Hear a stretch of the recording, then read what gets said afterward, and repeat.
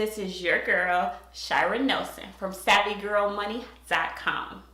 And I have a special guest with me today. My best friend, my life partner, is here to join me. Hello, my name is Devin Nelson. I am Miss Savvy Girl Money's husband, and today we're going to talk about our home buying journey. It was so important to have him here with me because this has been a journey for the both of us. Savvy Girl Money is just me, but Savvy Girl Money was created to share the process of us building a family, our home. He is more behind the scenes. I want to show how I am as a wife, a mom, a CPA, but as a wife, I need his opinion. I am doing these things to better my family and to make us stronger. So it was very important for us to do this video together. I had Skylar on, teaching her how to save and teaching her some principles of money. But Devin is here to talk about this whole home ownership journey that we have been on.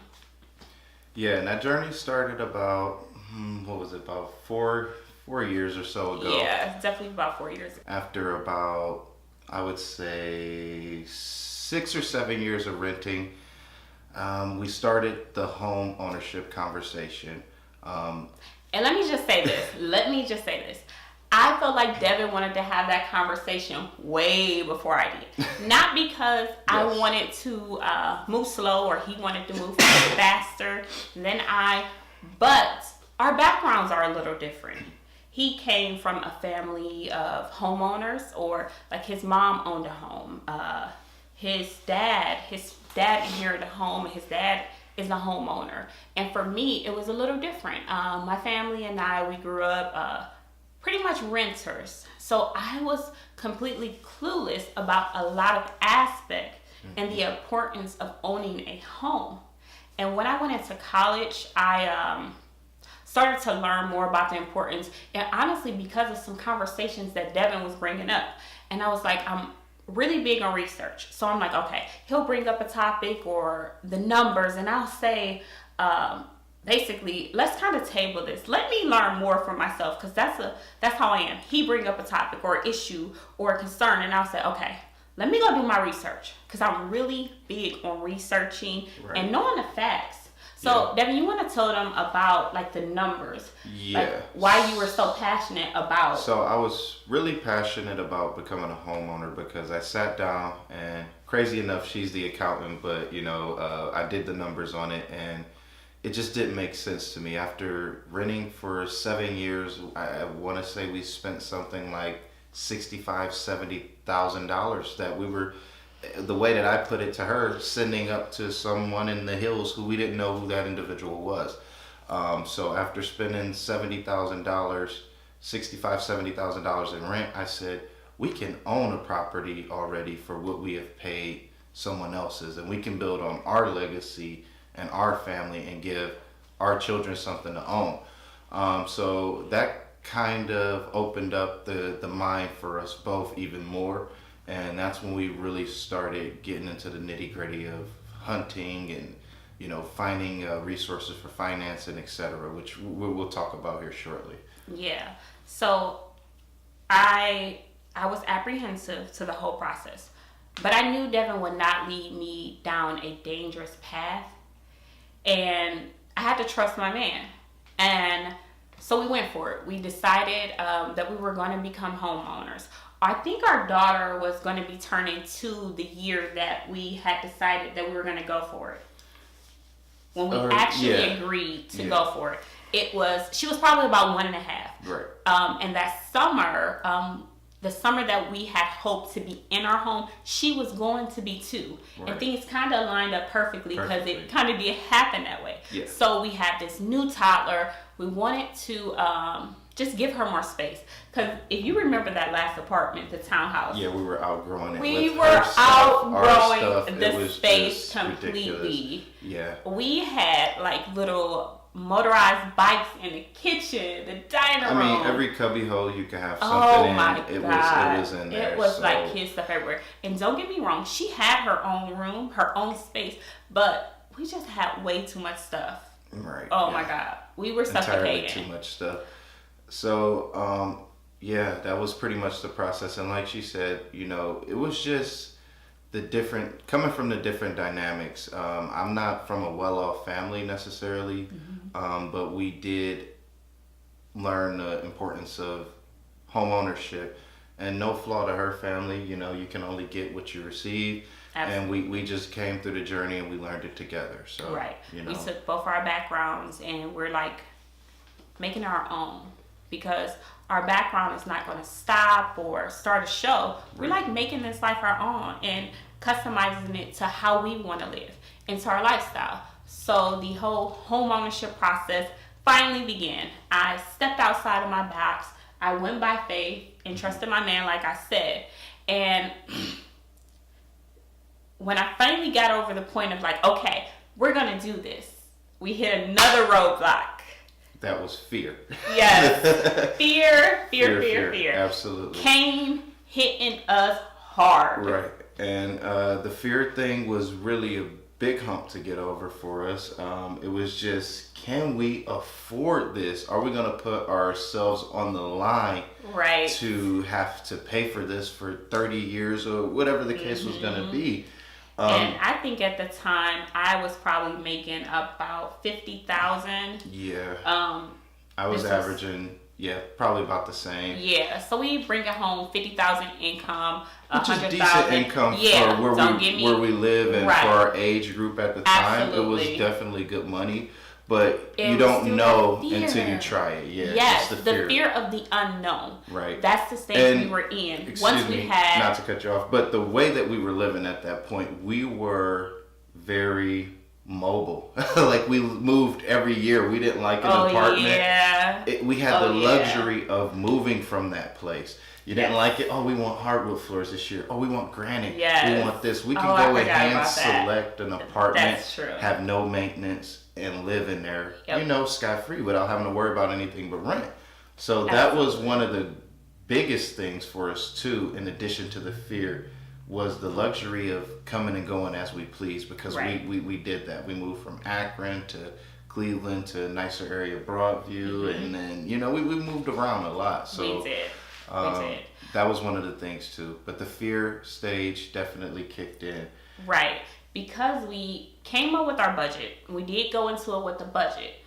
And our budget at first, we was like, we thought we wanted a fixer-upper. Right. And we quickly learned that a fixer-upper was not for us. Yeah, it was the finishes weren't there. It just wasn't to our standards, and we're not the pickiest people, but we do have some standards. Absolutely. And we had a small daughter, so could we go through a whole renovation with our daughter? Like, it just wouldn't work out. So the fear factor mainly boiled down to us sitting down and doing the numbers again. What we were averaging paying for rent would have been about $750 a month. So we knew what type of buying power we can go into the real estate world with, kind of paying that same amount for a mortgage that we would a rent. So that kind of helped us overcome the fear hump. And then we got to, again, the figuring out what to finance hump. It was like, do we want to fix her upper? Do we want to max out our buying power? Do we want to start small?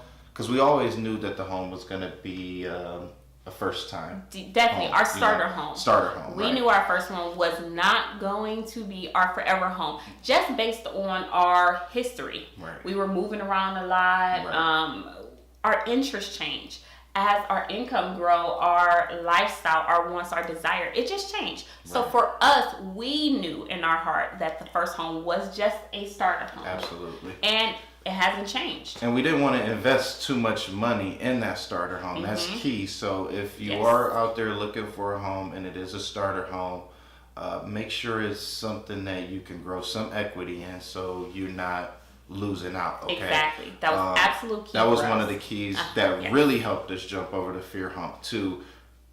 So eventually, let's go back down the process. We started off, we were looking for a house, we'll just say half of what we end up financing for, because we weren't being realistic with ourselves, because of the fear had us in this box.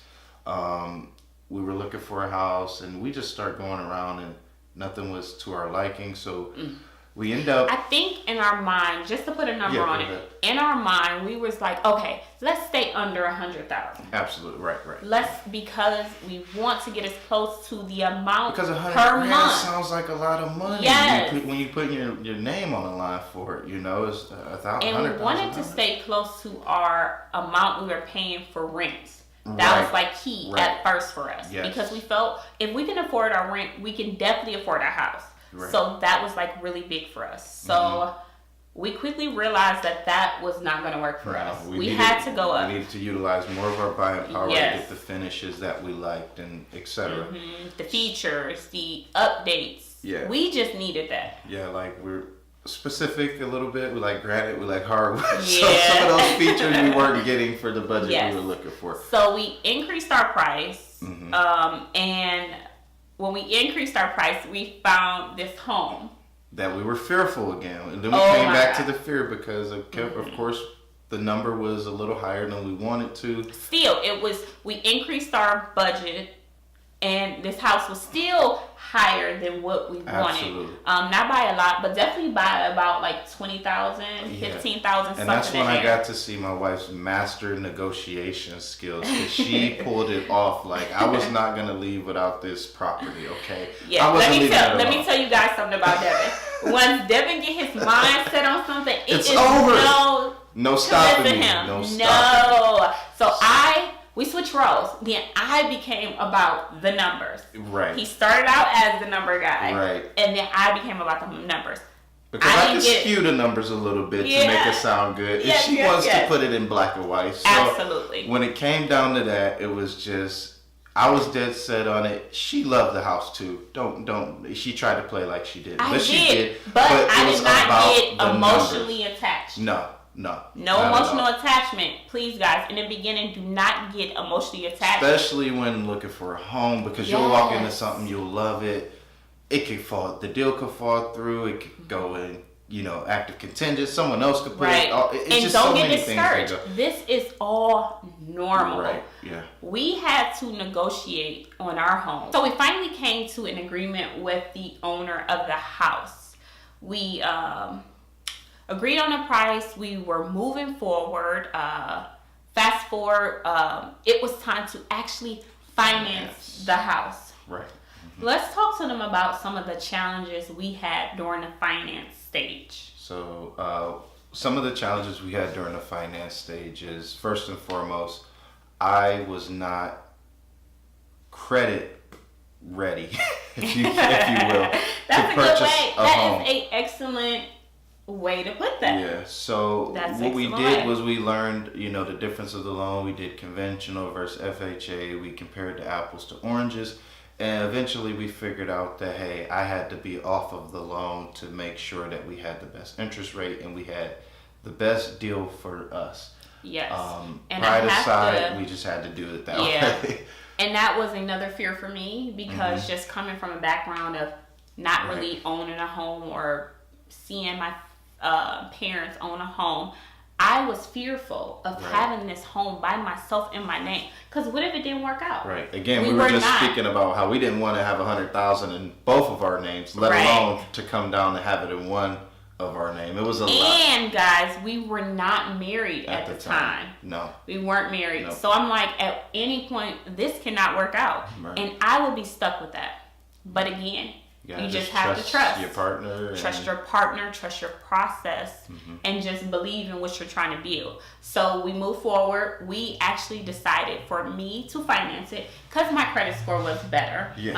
At that time, I probably had like a 675, which wasn't excellent. And I learned that 675 was still going to hinder us when it came to conventional loans. Right. So we decided to go with the FHA, just because at the time we needed a better down payment. Yeah. We didn't need a better down payment. We preferred a better down payment, I should say. And that was because we didn't want to use all of our cash that we had, all of our savings. Right. Because we thought we were going to come into the home making renovations, which we'll talk about a little later. We wanted to give ourselves room. We didn't want to use all our cash that we had on hand. We wanted to be able to buy things when we and Savvy Girl Money always believes in, of course, an emergency fund. So we were never going to deplete that just to get into the home. Right. And we didn't have anything to maintain the home. So we went with the FHA over the conventional because of, just the obvious, the down payment. That was one of the main reasons. And with the FHA loan, at the time, I don't know if things changed, but you could put about 3.5% down. Right.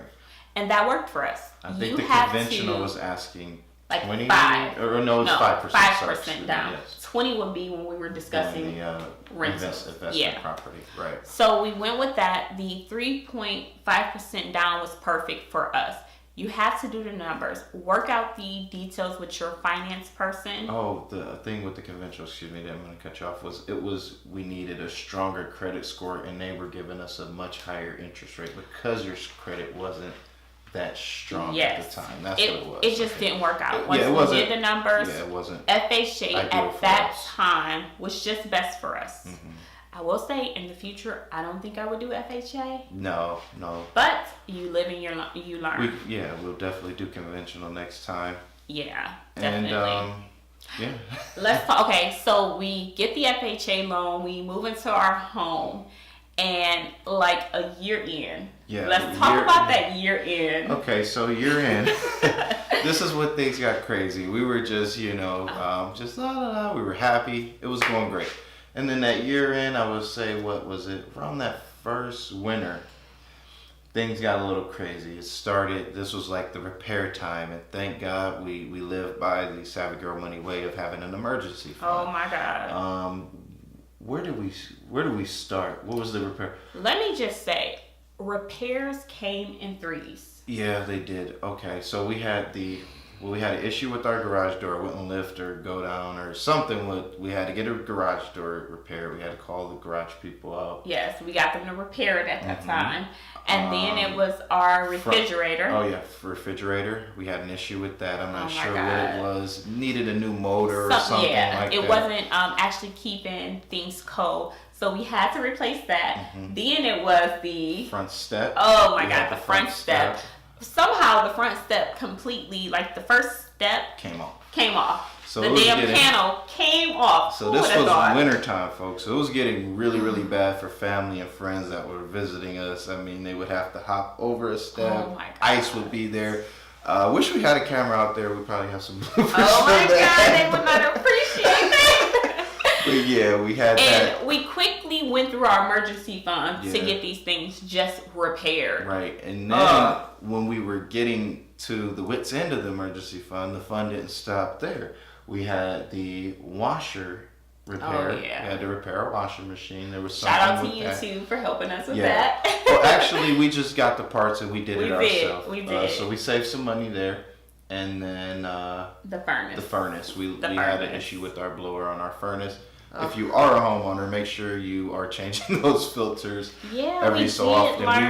We weren't aware. I mean, we were new homeowners. We didn't know that you had the duct filters for the furnace. So you got to make sure you're changing those frequently, because if you're not, it could get dust and clogged up and you can blow your blower, which we learned from experience.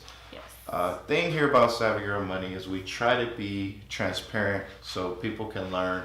And we try to be informative so people can, again, learn from our mistakes. Tell you about some things that happened to us so you don't have to go through the same thing.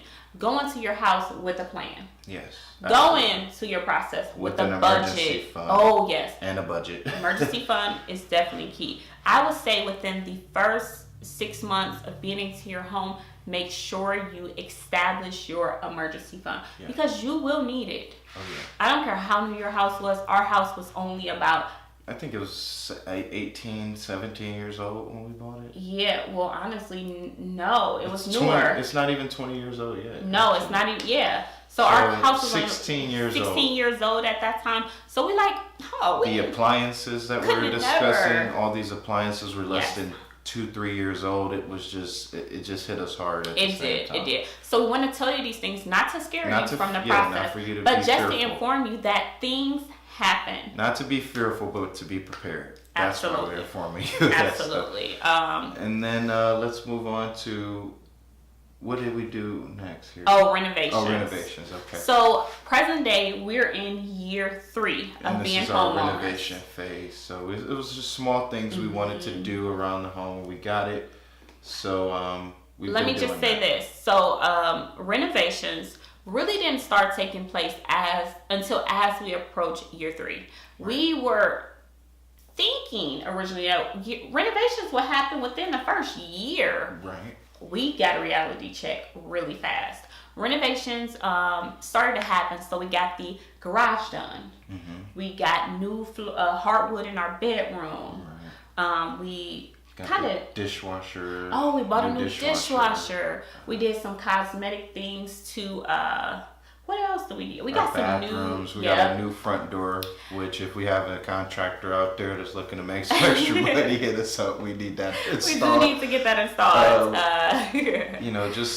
We've been, doing renovation things all year round, just to spruce it up. I mean, to help our appeal on our eye, Right. And let me just the main thing, we didn't want to go broke when we first got here, and we still haven't 100% furnished the house to my liking, to where I would want it to be. But again, we don't want to go broke doing it, so it takes time. It takes time. These things take baby steps. Yeah. And allow yourself to go through the process. Don't rush it. Just take your time. But to wrap this up, we are very happy as homeowners. Best decision I would say we've made, besides becoming married and having our child. Yes, of course, this was such an awesome experience. Mm-hmm. When we purchase our next home, we are going to be even better with this process. Yeah. We have learned so much. And God willing, we will go in with a lot of equity and even more buying power from this purchase, from doing this the right way. And we got both of our credit scores up during this time. Mm-hmm. I now have over an 800, and Devin is going to be approaching the 750 soon. Right. So the next home will be both of our names. Yeah. It gives us more buying power, more opportunity. Absolutely. And we'll walk in with, a down payment from what we've done with this home. So yes, it's a great process. If you are thinking about buying a home, get yourself to the point where you can, because it's an awesome thing to do. And again, it's about the legacy. It's something you can give your children. You're sending money to someone in the hills for their property, for them to give to their children, generational, generation after generation. Do that for yours. Give them something that they can maybe pass down generation. She mentioned it earlier in the video. My father, he lives in a house that he owns. It's been passed down he's the 3rd generation that owns the home, That Hopefully is awesome. I could be the 4th generation, and we can continue to own it. So that's important. Think about your family when you're thinking about buying a home. Legacy is everything. But guys, make sure you go into your process with a plan, with a budget, with your credit already at the point that you want it at, because that is key. Yeah. And start saving for a down payment now. And don't do it too fast. Don't be too in a rush. Make sure your credit is right. Because we learned the hard way through our process. I was the main one pushing. And I had to take a wake-up call and take a seat in the back seat and say, hey, you got to do it, No shame, fellas. If you got to do the same thing, it's no shame in it. Just make sure you carry a load and make sure you're not leaving her holding the bag if she's willing to do that for you. Still do your part. This is still our process. Mm-hmm. Our home. Yes, the loan is in my name, but this is our home. Right. But guys, thank you for watching. Devin, thank you for coming on. He's more of a behind the scenes guy, but I really appreciate you coming on and joining me and just sharing our journey as homeowners. If you have not done so, make sure you subscribe to my channel and give this video a thumbs up. Give it a thumbs up and leave a question below if you have a question. Thank you guys, and I'll see you guys again next week.